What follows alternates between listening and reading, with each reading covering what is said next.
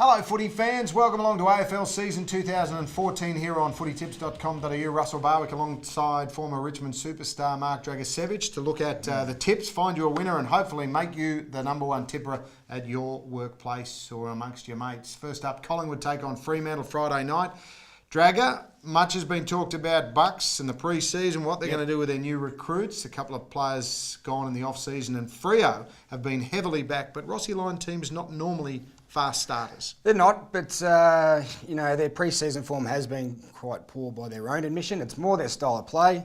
Their ability to transition from defence to offence is usually a trademark. It's not quite there. I think it's the 4 weeks less training that they've got.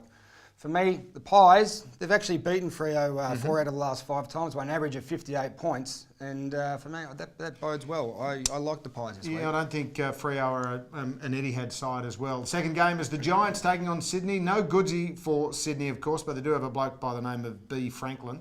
The Giants will play some big names, Cameron, Patton, Shaw, Boyd, Mumford and Jed Lamb. So they've got some strength back there.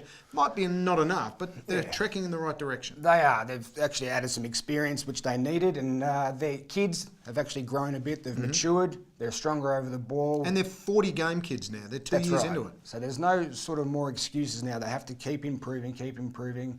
And they've got Mumford there in the middle, which is a good presence. So they just want to tighten up their defence a bit because their stats last year were pretty bad in terms of total score against. The scorecard will all be about the Swans, though. They've paid $10 million for Buddy.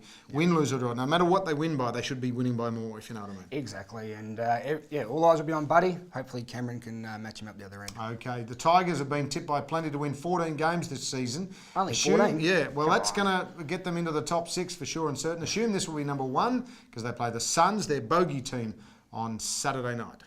They are the new bogey team, and they've stuck them in at round 1, which we usually hate playing against. And they have beaten us twice out of 3 times, all up there. They've never played them in Melbourne. It'll be interesting. They're building a little fortress up there. The Suns, They're improving. 6-5 at home last year from 2-9 the year before that. It's not going to be easy, but if you want to be a top 4 side, you've got to win these games. Absolutely, and if they are going to be a top 4 side, they've got to kick it off, and if they don't, well, they won't be. And we wrap it up with another game at Etihad on Sunday. Now, Carlton are under enormous pressure. Mix at the top of the list of all of the journos with their dartboards. Every player they've let go so far has started pretty well with their new clubs in their trials, and Port have to back up last year. Port do, so let's hope it's not just one of those Cinderella seasons and they drop off. I'm actually liking Port. I know you like Carlton. We're going to go against each other here.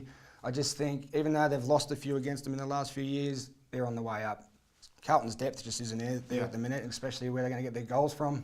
They'll probably take Bootsma down deep and send him one-on-one. That's the only issue for me as well. Do they have enough goal scorers, Carlton? But wrapping it up, let's have a look at Dragger's tips for the part opening of the season. 4 games only. Collingwood in a bit of a surprise. Sydney, no problems there. Richmond as well. And then the upset of the weekend, Port Adelaide. We will be with you right throughout the AFL season in 2014, hopefully guiding you through your footy tips with a winner or two. So we'll see you next week.